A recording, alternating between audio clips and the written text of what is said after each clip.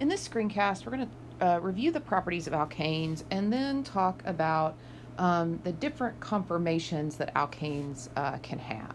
So I want to remind you, and we've talked about this in other previous screencasts, but it's always lovely to review, that alkanes contain only nonpolar carbon-carbon and carbon-hydrogen bonds. And so because of this, when we look right here, they're only going to have weak van der Waals forces. And so that's going to affect the solubility and the boiling point and the melting point of these molecules. And so a few things to kind of realize is when we compare these molecules to things with functional groups, their boiling points are much lower, right? And their melting points here are much lower as well. Now, the boiling point and the melting point is going to increase as the number of carbons increase due to that increased surface area, which we discussed. And it's also important to realize that these alkanes are going to be soluble in organic solvents, but insoluble in water. Now, I also want to remind you that the boiling point of isomers decreases with branching due to that decreased surface area. So we talked about the spaghetti and the meatballs, right? And so we were going to have that decreased surface area, so there's fewer intermolecular forces. And then, of course, melting point increases with increased symmetry, which is why you see that the melting point here, right, is higher than the melting point here, but the boiling point is lower, okay, because we end up with that greater symmetry here. So more symmetry, higher melting point, more branching, lower boiling point. And so those are some trends that we see. Now, we are going to take a closer look at the 3D structure of alkanes. When we talk about or describe a 3D structure, that's given the generic term stereochemistry. So a 3D structure of molecules is called stereochemistry, right?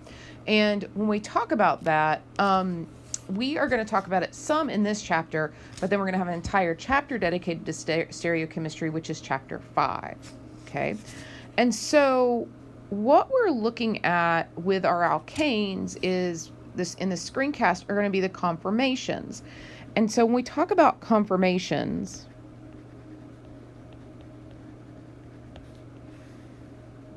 right, these are just different arrangements of atoms that are interconverted by rotation around single bonds, okay? And so when we look here, I encourage you to build this with your molecule kit and look at this as we go through the screencast. If you were to look at ethane here and you hold one of these still and then you move this other one, that's where you see the rotation. And so we're going to look at the relationship between, for example, the molecules here and then the molecules here and how they change. So rotation occurs here, and we end up with two different conformations, and those are called staggered and eclipsed. When we talk about this, let me come down here, right? In the eclipsed conformation, right, the CH bonds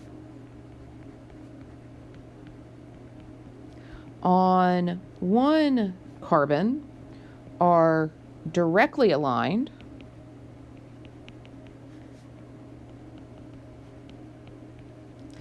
with the CH bonds on the adjacent carbon. And then the staggered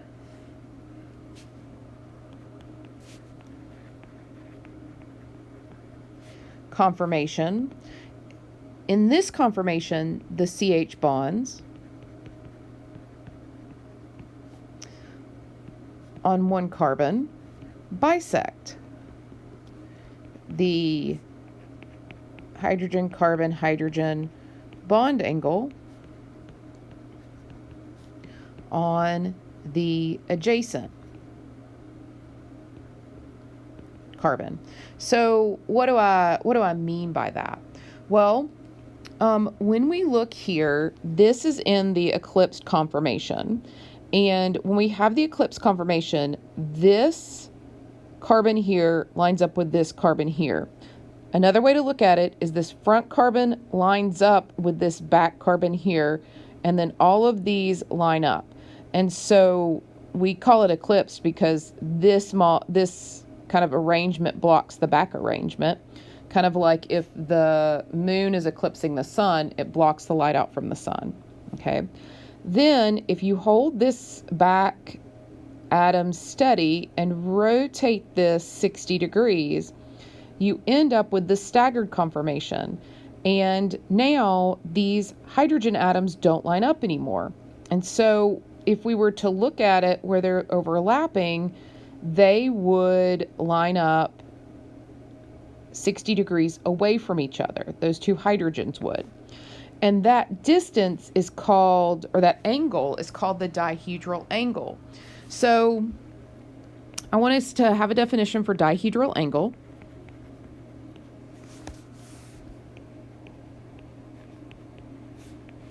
When we talk about a dihedral angle, it's the angle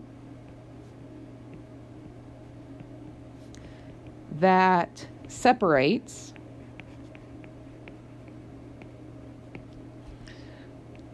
a bond on one atom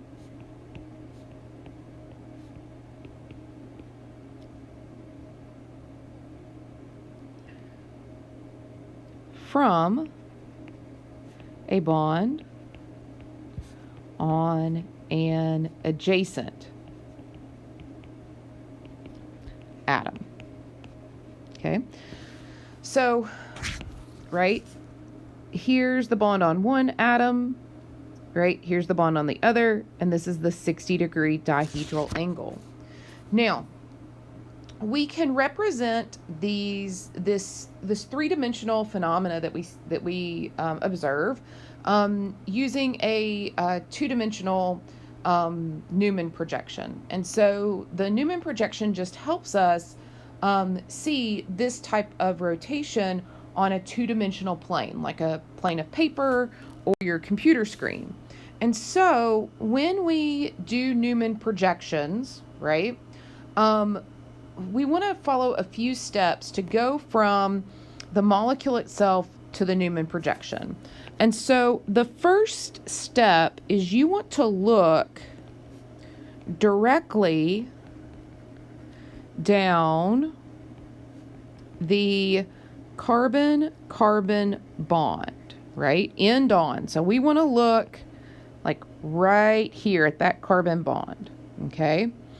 And so you are going to draw a circle with a dot in the center to represent the carbons of the carbon-carbon bond, okay?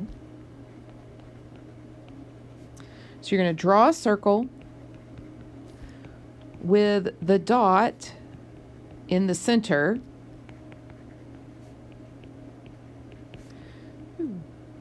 to represent the carbons of the carbon-carbon bond.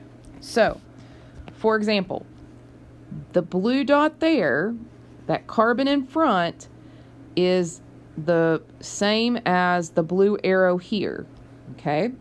And then we'll do yellow. The yellow arrow here is pointing to the carbon in back. And that carbon in back is represented by the big circle.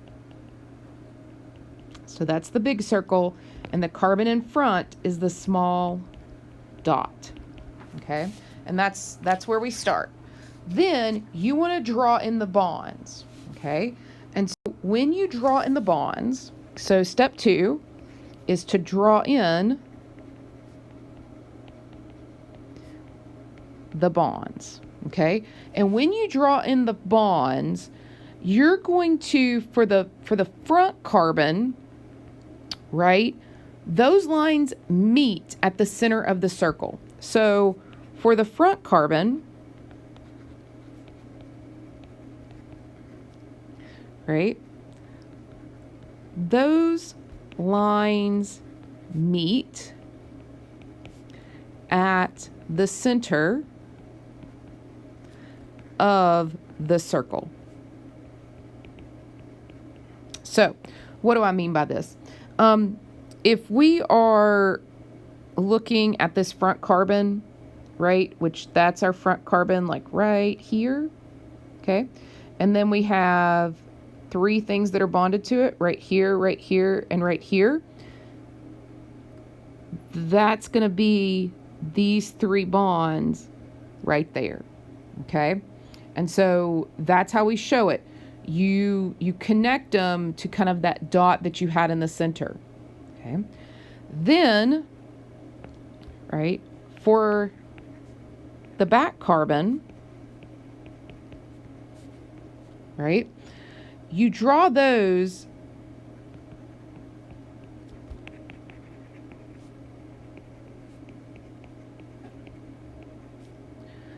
coming out of the edge of the circle, right?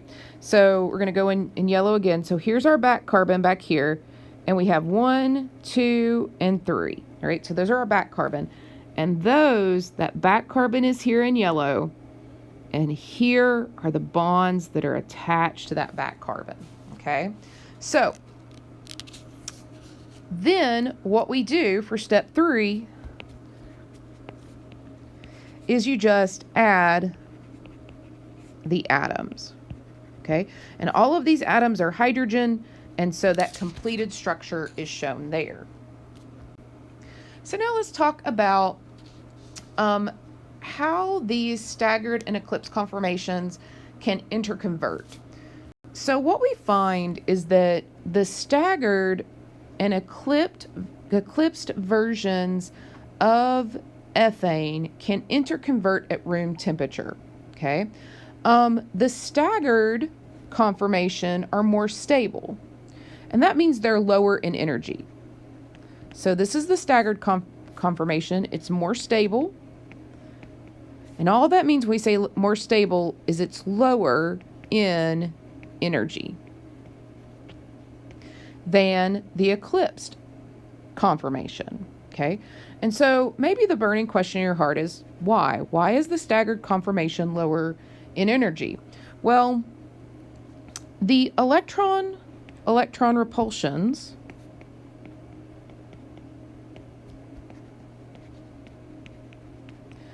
between the bonds in the eclipsed conformation increases its energy compared with the staggered conformation, right? And in the staggered conformation, right, those bonding electrons are farther apart, okay? And so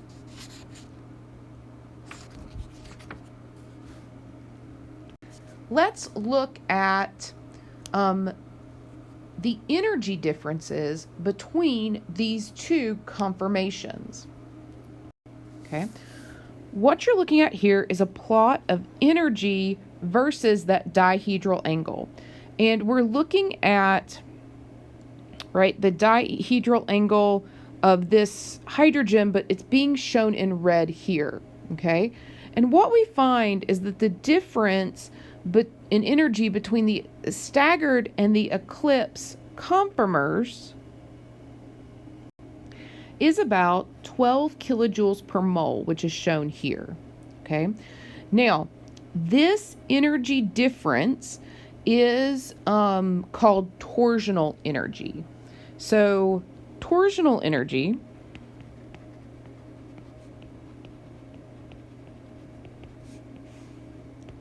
right, is just the energy difference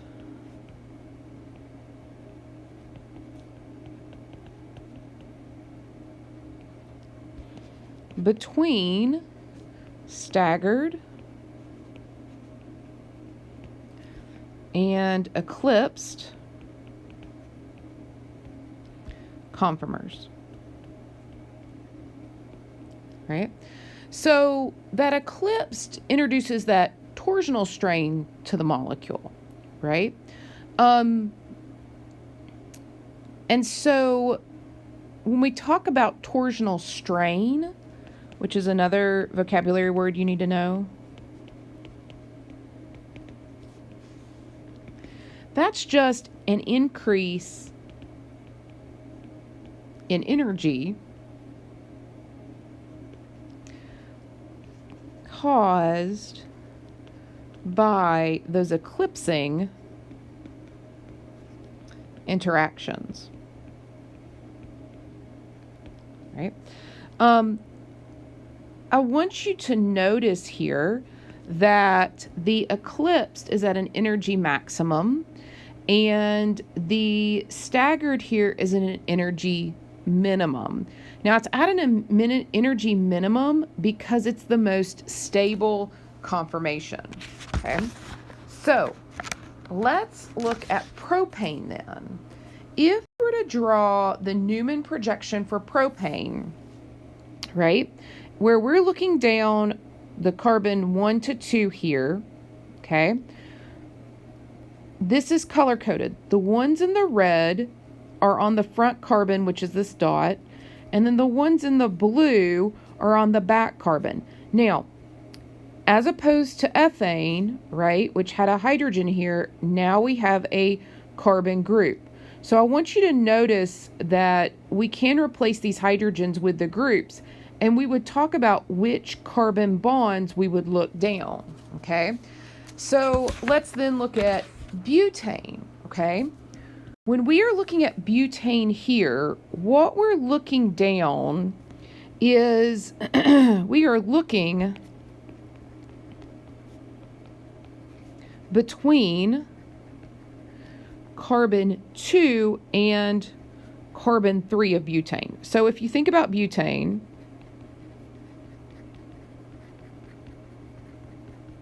right, we have one CH3 in red at the front, and we have one CH3 in red here at the back. And so what we're looking at here is this carbon-carbon bond in the middle, okay? And so the dot here is this carbon, and then the back carbon is that carbon, okay? So we also see here an energy minima and maxima that occur every 60-degree rotation as we go from staggered to eclipse.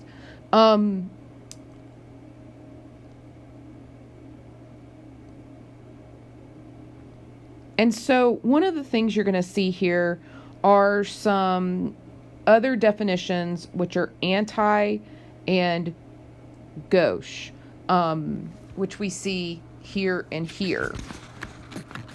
Now, let's look at these conformations. So when we talk about things that are anti,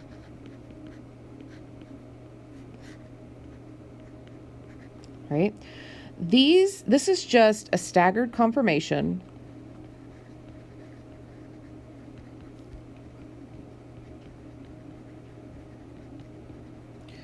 with the two larger groups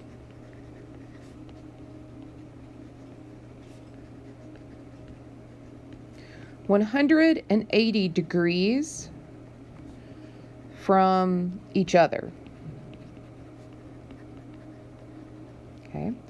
And then we can have, and I think I said gauche in the previous slide. Gauche is a lot of times how this is pronounced.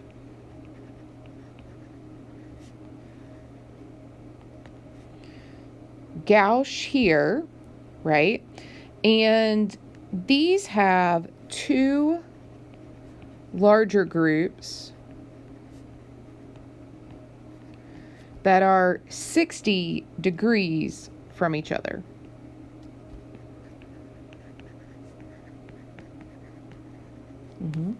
And so you can see these here. So these are on the complete opposite sides of each other. Those two groups are 180 degrees apart, and that's very low in energy. You don't have much steric interactions between these groups. Now, when these groups are in the gauche conformation, we're higher energy here because they're only 60 degrees apart, okay? So this is lower in energy because there's less steric strain, okay? So this is lower in energy because there's less steric strain. So what is steric strain? Steric strain is just an increase in energy resulting when non-bonded atoms are forced too close to one another. Okay, and so those gauche conformations are generally higher in energy than the anti-conformations because of that steric strain. And so we can kind of like imagine these two things are like bumping into each other. And I mean, I don't like it when I bump into somebody else. It makes me cranky. And so that's kind of how I imagine steric strain, right? Is that that the little molecule here isn't super happy, and so when you get angry, you have kind of this higher energy. And if that works for you, that's great, and if not, just ignore that last 15-second analogy there. So let's look at the conformation and energy changes of butane here. So we're going to notice not all the energy changes are the same like we saw before with ethane. And so here's the dihedral angle.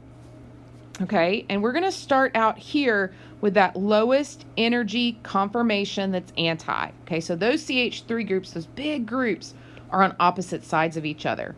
Then we're going to come up here, we're going to rotate just one of those. So we're keeping this front carbon the same. We're going to rotate that CH3 down.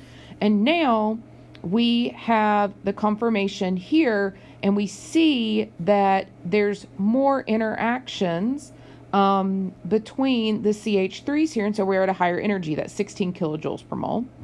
Then we're eclipsed again here, and then we come back up here, and this is the highest energy conformation.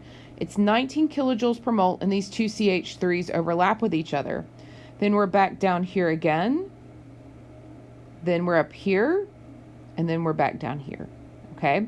So notice the lowest energy is anti, and then the highest energy is where we have these eclipsed CH3 groups, okay? Now,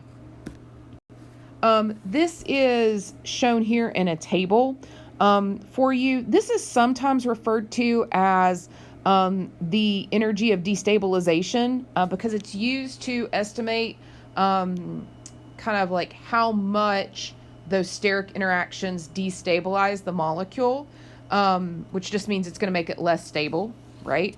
And so what we find is that the energy difference between the lowest and the highest energy conformations is called a barrier to rotation, okay? So that would be the energy difference when you have the two hydrogens eclipsing versus the two methyl groups eclipsing each other.